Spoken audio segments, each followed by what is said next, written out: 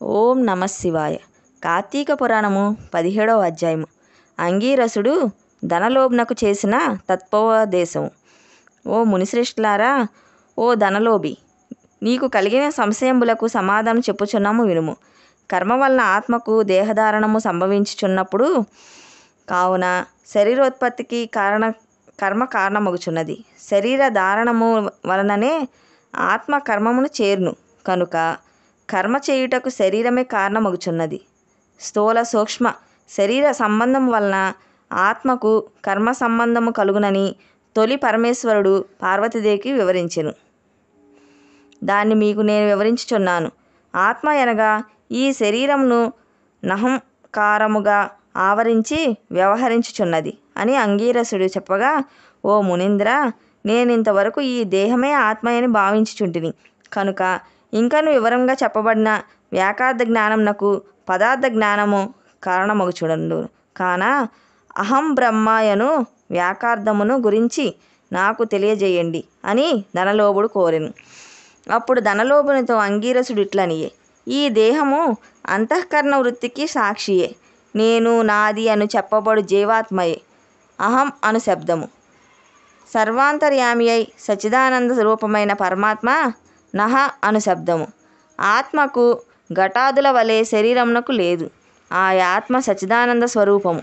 బుద్ధి, సాక్షి, జ్ఞానరూపి శరీరేంద్రియములు మొదలగున్నవన్నీ వ్యాపారం నందు ప్రవర్తింపజేసి వానికంటే వేరుగా ఉన్నదై ఎల్లప్పుడూ ఒకే రీతిని ప్రకాశించుచు నుండినదే ఆత్మ ఎనబడును. నేను అనునది శరీరేంద్రియాలలో నొక్కటి కాదని తెలుసుకొనుము.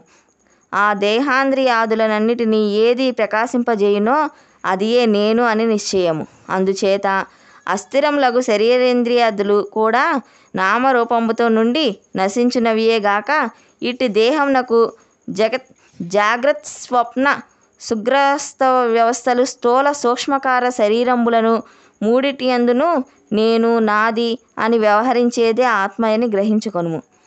ఇనుము సూదంటు రాయిని అంటిపెట్టుకుని తిరుగునట్లు శరీర ఇంద్రియాలు దేనిని ఆశ్రయించి తిరుగుచుండునో అదే ఆత్మ. అట్లే అవి ఆత్మ వలన తమ పనిని చేయును. నిద్రలో శరీరేంద్రియాలు సంబంధం లేక గాఢ నిద్రపోయి మేల్కొన్న తర్వాత నేను సుఖనిద్రపోతిని, సుఖంగా ఉంది కొనున్నది ఆత్మ. దీపము గాజుబుడ్డిలో ఉండి ఆ గాజును ప్రకాశింపజేయునట్లే ఆత్మ కూడా దేహేంద్రియాలను ప్రకాశింపచేయుచున్నది. ఆత్మ పరమాత్మ స్వరూపమగుట వలన దానికి దారాపుత్రాదులు ఇష్టమగుచున్నారు. అట్టి విశేష ప్రేమాస్పదమగు వస్తువేదో అదియే పరమాత్మని గ్రహింపుము. తత్వమసి మొదలైన వాక్యములందలి త్వం అను పదమునకు కించిత్ జ్ఞానత్వాది విశిష్టమందు జీవాత్మని అర్థం.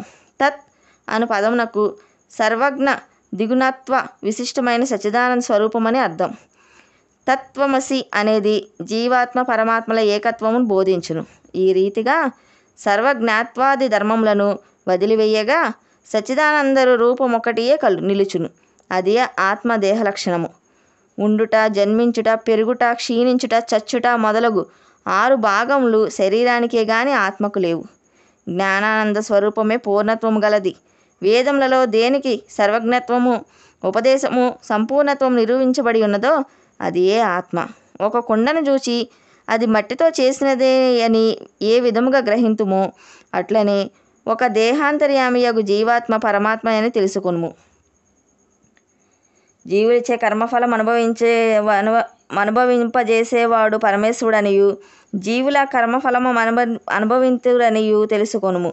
అందువలన మానవుడు గుణ సంపత్తు గలవాడై గురు శుశ్రూష నొనర్చి సంసార సంబంధం బగు ఆశలన్నీ విడిచి విముక్తి నొందవలేను. మంచి పనులు తలంచిన చిత్తశుద్ధియు దానివలన భక్తి జ్ఞాన వైరాగ్యములు కలిగి ముక్తి పొందును. అందువలన సత్కర్మానుష్ఠానము చేయవలెను. మంచి పనులు చేసినా గాని ముక్తి లభించును అని అంగీరసుడు చెప్పగా ధనలోభుడు నమస్కరించి ఇట్లనెను. సప్తదశాధ్యాయము 17వ రోజు పారాయణము సమాప్తము. ఓం నమ శివాయ.